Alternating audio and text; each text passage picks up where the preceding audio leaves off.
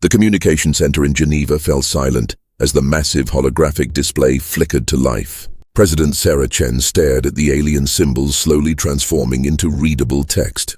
Around her, world leaders from every nation watched with growing dread. The message was simple. Too simple. To the species known as humans of planet Earth, you have 30 standard galactic days to surrender unconditionally to the Galactic Council. Resistance will result in complete planetary sterilization. This is your only warning. General Marcus Stone, head of Earth's Combined Defense Forces, laughed bitterly. 30 days. They're being generous. Generous? Prime Minister Nakamura from Japan shook his head. They're giving us time to panic. Time to beg. The alien hologram continued.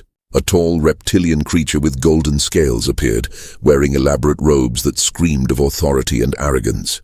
Its voice was cold, mechanical through the universal translator. I am High Counselor Vextar of the Galactic Council. Your species has been observed for exactly 100 of your Earth years. We have watched your primitive wars. We have seen your weak technology. We have measured your pathetic military strength. President Chen felt her jaw clench. Pathetic? If only they knew. You possess nothing we require except your planet's location. Your solar system sits at a perfect junction point for our trade routes. Your species will be relocated to suitable worlds where you may serve more productive purposes. The other world leaders began whispering anxiously. Russia's President Volkov looked pale.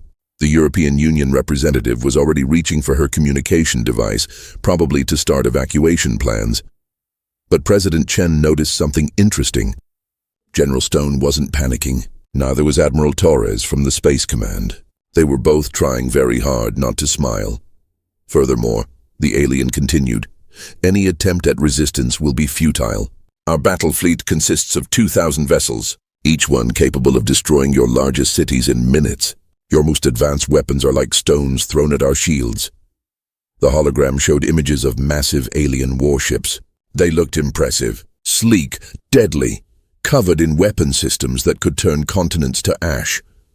We have conquered 412 worlds. Your Earth will be number 413. No species has ever successfully resisted the Council's will. President Chen walked closer to the hologram. The alien's yellow eyes tracked her movement, somehow seeing her through the communication link. You have something to say, human female? Just one question, Chen said calmly. You've been watching us for 100 years. Correct. We know everything about your species, your weaknesses, your fears, your limited capabilities. Chen nodded slowly. And in all that time, you never wondered why a species as primitive as humans managed to spread to every continent on Earth. Why we survived ice ages, plagues, and countless wars. The alien's head tilted slightly. Your survival was mere luck. Nothing more. I see. Chen's voice remained perfectly calm. And I suppose you think we've been sitting quietly for the past century, doing nothing but fighting among ourselves. For the first time, uncertainty flickered in the alien's eyes.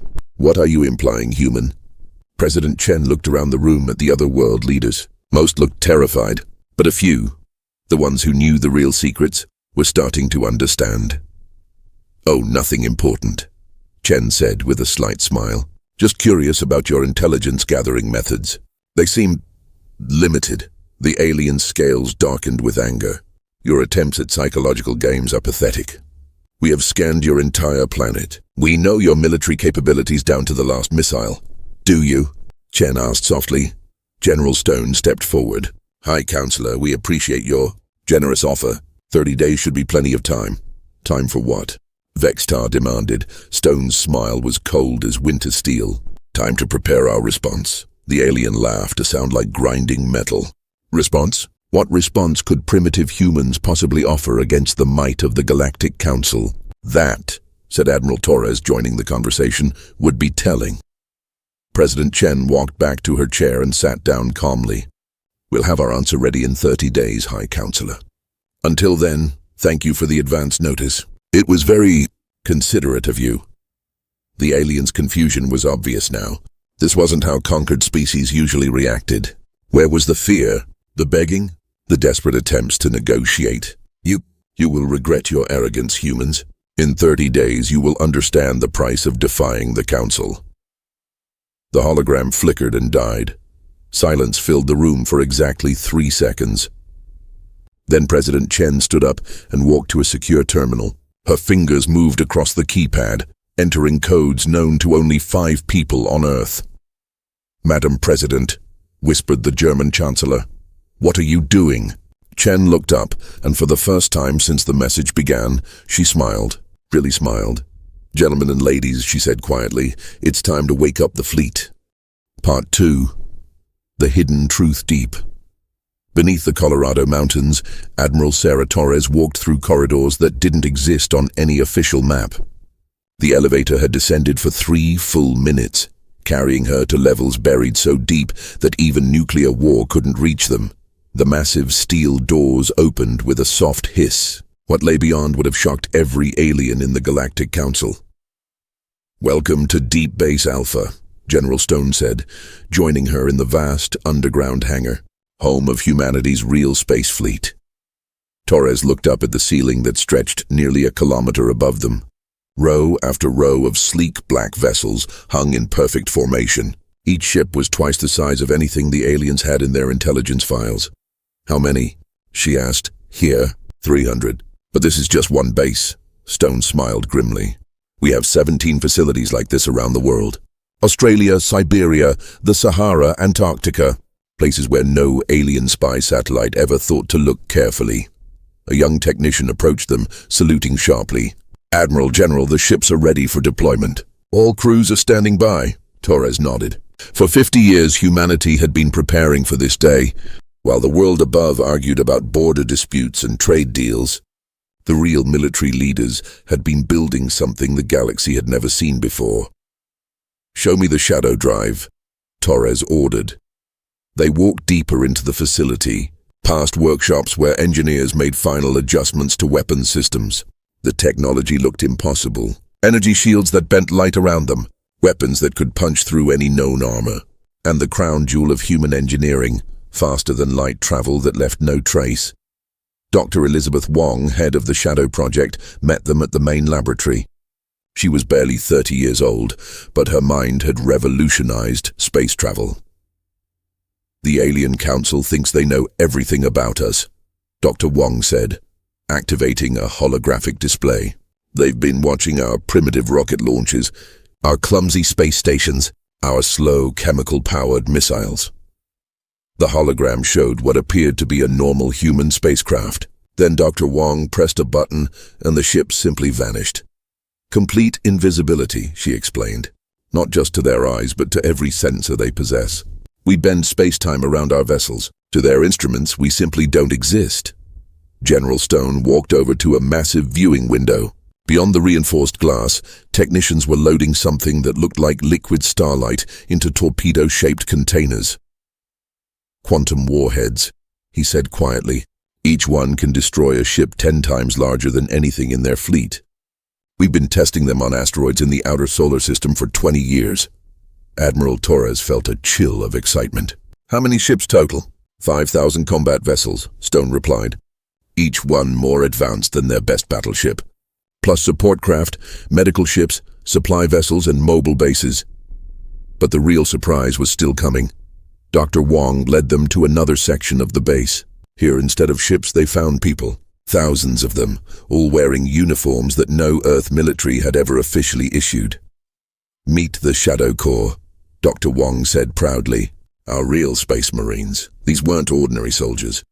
Each person had been enhanced with technology that pushed human capabilities to their absolute limits. Stronger, faster, smarter than any baseline human. They could survive in space without suits, think at computer speeds, and fight with precision that would shame robots." Captain Maria Santos stepped forward, representing her unit. She looked perfectly normal until you noticed her eyes. They held intelligence that seemed almost alien itself. "We've been training for this war since we were children," she said simply. "The Council thinks humans are weak because they've only seen our regular armies. They've never met us." Stone pulled up classified reports on his tablet. "For 30 years we've been sending scout ships to Council territory, invisible ships with invisible crews. We know everything about them, their military bases, their technology, their weaknesses, their patrol routes. More importantly," Torres added. We know their psychology. The Council has been winning for so long that they've forgotten how to fight a real war. They expect their enemies to be afraid. Dr. Wong activated another display showing alien communication intercepts, the Council's own messages, stolen from their most secure channels. They're planning to park their fleet in Earth's orbit and demand surrender, she said. Standard intimidation tactics. Show overwhelming force, watch the primitives panic, accept submission. They have no idea we can destroy their entire fleet before they even know we're there, Santos said with cold satisfaction. General Stone checked his watch. The President is meeting with world leaders right now. They're all terrified, just like the Council expects. But that's perfect. Let the aliens think we're helpless. Torres walked over to the main tactical display. It showed the positions of every Council ship within 50 light-years of Earth. Red dots marked enemy vessels. Blue dots marked human ships they didn't know existed.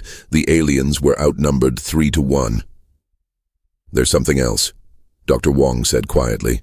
The Council's message mentioned they've conquered 412 worlds. What they didn't mention is what happened to those worlds afterward. New images appeared on the display. Planets stripped of resources. Populations enslaved or eliminated. Entire civilizations erased from existence. They're not just conquerors, Torres realized. They're genocidal monsters. Exactly, Stone agreed. Which is why we're not just going to defeat them. We're going to make sure they never threaten another world again. Captain Santos smiled, and it was the same cold expression President Chen had worn upstairs. The Council thinks they're about to add Earth to their collection.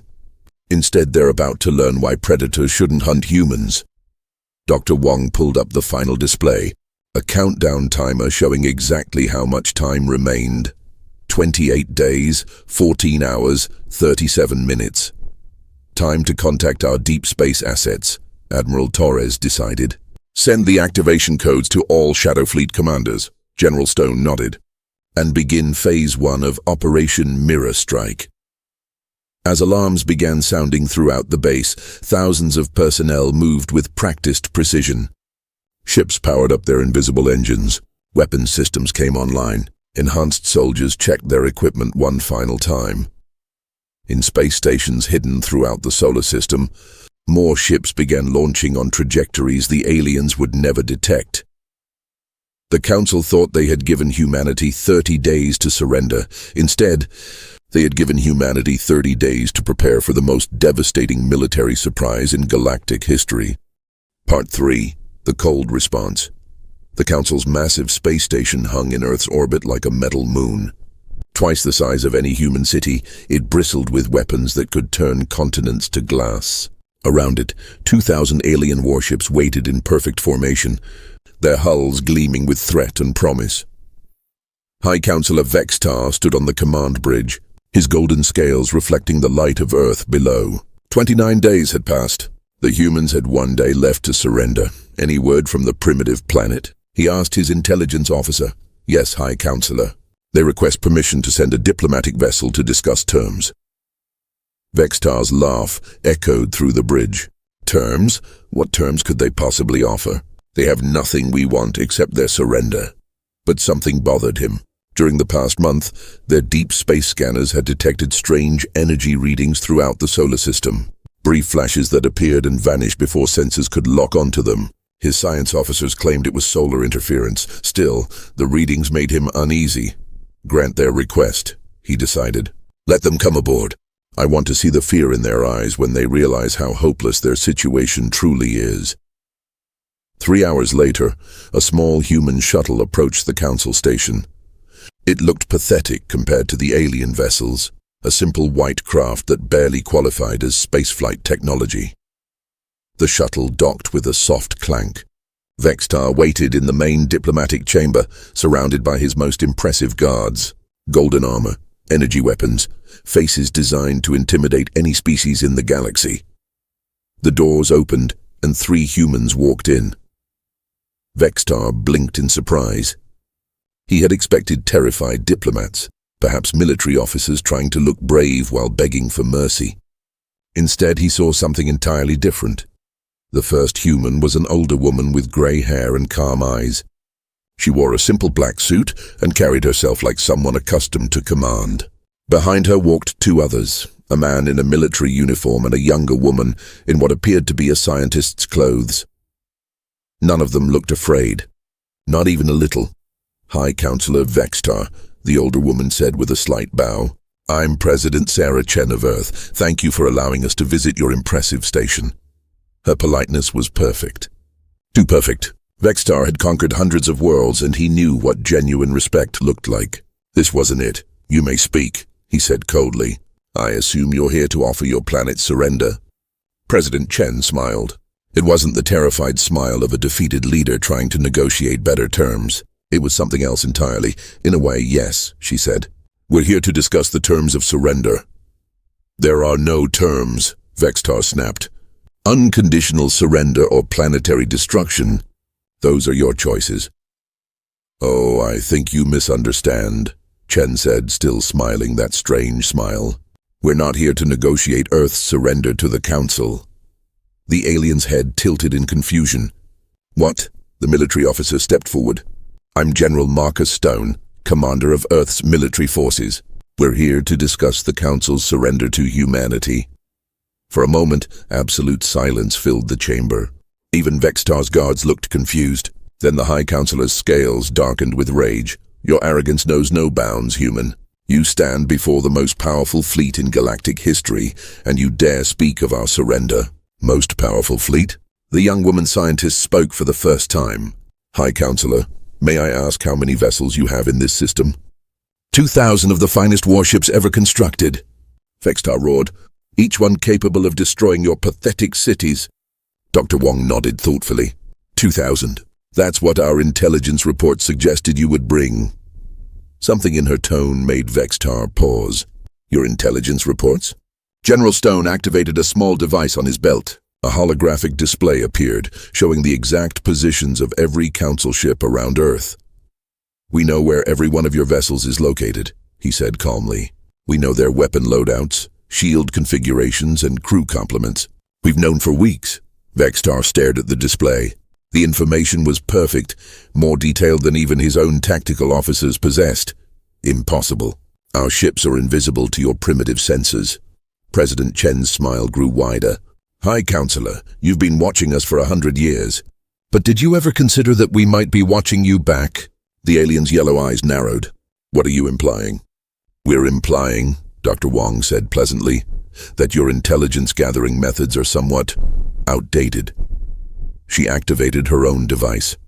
New images appeared, detailed scans of Council technology, military bases, even classified Council communications. For 30 years we've had invisible scouts throughout your territory, she explained. You never notice them because our stealth technology is considerably more advanced than yours. Vextar felt the first stir of genuine unease. Lies. No species in the galaxy possesses technology superior to the Council's. High Counselor, General Stone said quietly, may I show you something interesting? He made a gesture toward the chamber's main viewing window. Outside, space looked exactly as it had moments before. Empty, blackness dotted with stars and Council ships. Then Stone pressed a button on his device. Space erupted with light. Thousands of ships suddenly appeared out of nothingness, surrounding the Council fleet completely. Sleek black vessels that looked like nothing in any alien database. Each one bristled with weapons that made Council technology look primitive. Vextar's legs nearly gave out. Where? How? Cloaking technology, Dr. Wong said cheerfully. We've been sitting here for 3 days waiting for you to arrive. Your sensors never detected us because we bend space-time around our ships. To your instruments, we simply don't exist. The viewing screen showed more impossible sights. Human vessels were appearing throughout the system, around Earth's moon, near Mars, floating between Jupiter's satellites. Hundreds of them, then thousands, 5,000 combat ships, President Chen said conversationally, plus support vessels, medical craft, and mobile repair bases. Each one more advanced than your best battleship. General Stone pulled up tactical data. Every one of your ships is targeted by at least 3 of ours. Your entire fleet could be destroyed in approximately 4 minutes. Vextar's mind reeled. This was impossible. The humans were supposed to be primitive, helpless, easy prey. You're lying, he whispered. This is some kind of illusion. President Chen's smile finally faded, replaced by an expression of cold steel. High Counselor, she said quietly. Would you like us to prove it's real? Her words carried a weight that made every alien in the chamber step backward. This wasn't the voice of a primitive begging for mercy. This was the voice of a predator who had finished playing with her prey. Choose one of your ships, Dr. Wong suggested helpfully. Any ship? We'll demonstrate our weapons on it. No, Vextar said quickly. That won't be necessary. Good choice, General Stone agreed. Because unlike you, we prefer not to kill unless absolutely necessary. President Chen walked closer to the viewing window, looking out at the impossible sight of human ships outnumbering and surrounding the supposedly invincible Council fleet. You came here expecting to find a primitive species ripe for conquest, she said. Instead, you found something the galaxy has never seen before, humans who have been preparing for war. She turned back to face the alien leader, and her smile returned. But now Vextar understood what that smile really meant. It was the smile of a hunter who had cornered her prey. High Counselor Vextar stared at the impossible sight outside the viewing window. Human ships surrounded his fleet like wolves circling prey. His mind struggled to understand how everything had gone so wrong so quickly. This cannot be real, he whispered. President Chen walked to the chamber's communication console. Would you like to speak with your fleet commanders?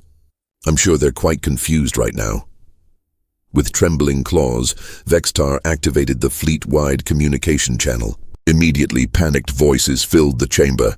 High Counselor, we're surrounded. Unknown vessels have appeared everywhere.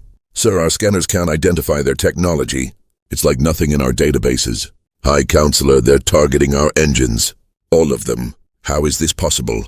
Vextar cut the communication. His golden scales had turned pale yellow with fear. How long have you been planning this?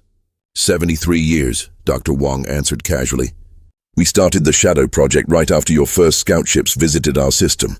You thought we didn't notice them, but human astronomers are quite good at spotting things that don't belong. General Stone pulled up historical data on his display. Your scouts were sloppy. They assumed we were too primitive to detect stealth technology. They were wrong. The images showed grainy telescope photos from the 1950s, blurry shapes that government officials had dismissed as UFO hoaxes. But human scientists had known better. The moment we confirmed aliens existed, President Chen explained, we began preparing for war. Not because we're violent, but because any species that visits worlds secretly is usually planning invasion. We studied your scout ships, Dr. Wong continued. Reverse-engineered your technology. Then we improved it, considerably. Vextar looked around the chamber desperately. His guards still held their weapons, but they looked uncertain now. How do you fight an enemy that can appear and disappear at will? Your weapons are impressive, General Stone admitted. Energy beams that can crack continents, shields that stop nuclear weapons. Very intimidating. He activated another display showing detailed scans of Council technology, but you made one critical mistake. You assumed that physics works the same way for everyone. Dr. Wong stepped forward excitedly. This was clearly her favorite part. Council technology is based on brute force, she explained. Bigger guns, stronger shields, more power. Very straightforward. But humans think differently. She showed images of human weapons that looked impossibly small compared to alien ones. Our quantum torpedoes don't try to overpower your shields. They simply ignore them. They exist in multiple dimensions simultaneously, so your defenses can't detect or stop them. Impossible, Vextar breathed. Would you like a demonstration? General Stone asked politely. No, the alien leader shouted quickly. President Chen smiled that cold smile again. Smart choice, because what you're seeing now isn't even our full capability. She made a gesture, and the display changed to show the entire solar system. Red dots marked Council ships. Blue dots marked human vessels. There were 10 times more blue dots than red ones. Every major power on Earth contributed to the Shadow Fleet, she explained. Russia built the stealth drives. China manufactured the quantum computers. America designed the weapon systems. Europe created the shielding technology. For once in human history, General Stone added, we all worked together. toward a single goal, which was? Vextar asked, though he was beginning to suspect the answer. Making sure that when aliens finally showed up, Dr. Wong said cheerfully, they would regret it. The display zoomed in on individual human ships. Each one was a masterpiece of engineering that made Council technology look primitive. Your ships are impressive for their size, Dr. Wong admitted, but ours are 3 times more efficient. Our reactors produce more power, our weapons hit harder, our shields adapt to incoming fire, and our crews, General Stone said with pride, are something you've never encountered before. He activated a communication channel to the human fleet. Shadow Leader, this is Stone. Show our guests the enhanced core. On the display, human soldiers appeared. At first glance, they looked normal. Then they began demonstrating their capabilities. One soldier crushed a steel beam with her bare hands. Another calculated complex mathematics in his head, faster than computers. A third survived direct exposure to vacuum without a suit. Genetic enhancement, Dr. Wong explained. Combined with cybernetic implants and neural boosters, each one of our Marines is worth 50 of your best soldiers. Vextar watched in growing horror as the humans demonstrated technology that shouldn't exist. Soldiers who could think at superhuman speeds. Ships that could fold space around themselves. Weapons that attacked targets in multiple dimensions. How many enhanced soldiers do you have? He asked weakly. 2 million, President Chen answered. All of them trained since childhood for one specific purpose, fighting aliens who threaten Earth. The chamber fell silent except for the hum of alien technology. Vextar's entire worldview was crumbling. The Council had ruled the galaxy for thousands of years because they were the strongest, the most advanced, the most feared. Now they faced something they had never encountered. A species that had prepared specifically to fight them. What do you want? Vextar asked finally. That's an interesting question, President Chen mused. Originally we just wanted to be left alone, but then we learned about your other conquests. The display changed again, showing worlds the Council had conquered, planets stripped of resources, populations enslaved or eliminated, entire civilizations erased.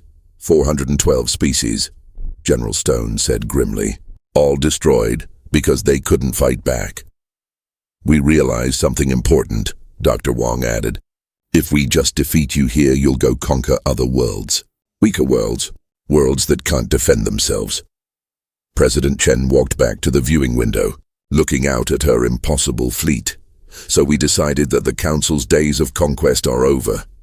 Permanently. You're talking about war, Vextar said. Total war. The Council controls thousands of systems, millions of ships, billions of soldiers. Yes, Chen agreed calmly. It should be interesting. She turned back to face him, and her expression was no longer cold. It was something much worse. It was the look of someone who had already won. High Counselor, humanity spent 70 years preparing for this moment. We didn't just build ships to defend Earth. We built an empire to replace yours. The display showed the true scope of human expansion. Hidden bases throughout the galaxy. Invisible fleets positioned near every major Council world. Supply lines that existed in folded space where alien sensors couldn't detect them. While you thought we were primitive Earthlings playing with rockets, General Stone said, we were seeding the galaxy with the infrastructure needed to destroy your empire completely. Vextar's legs finally gave out. He collapsed into his command chair, staring at the evidence of humanity's impossible preparation. We know the location of every Council world, Dr. Wong said helpfully. Every military base, every supply depot, every leadership facility. Our scout ships have been mapping your empire for decades. More importantly, President Chen added, we know your weaknesses. Political divisions between Council species. Resource shortages you've been hiding. Military commanders who hate each other more than they fear humans. She smiled one final time. High Counselor, the Council came here expecting to conquer primitive humans. Instead, you've walked into the most carefully planned military trap in galactic history. Outside the viewing window, human ships continued appearing out of nowhere. Thousands of them, tens of thousands, and this was just the beginning.